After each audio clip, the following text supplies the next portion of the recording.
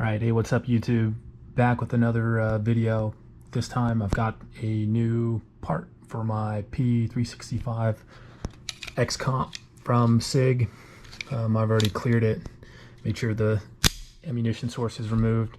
I got this in the mail, kind of wanted to do a quick unboxing for everyone. So this is the Romeo X reflex sight. Unbox it here. It's right off the box. Let's see. Yep, little warning card there. Comes with the operator's manual here. Installing the battery. So let's give you the directions on how to do that. Take off this top styrofoam piece. All right, in the box you can see there the battery looks to be a CR1632 lithium cell. And then you'll see some of the hardware there. They specifically use hex keys to get the sight post off the pistol here. You see there's two screws there that you have to remove, and then the optic will take place of that cover that's currently installed on the P365. And then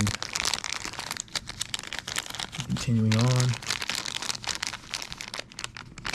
see the actual reflex sight here. You see there, assembled in the USA, compact sight.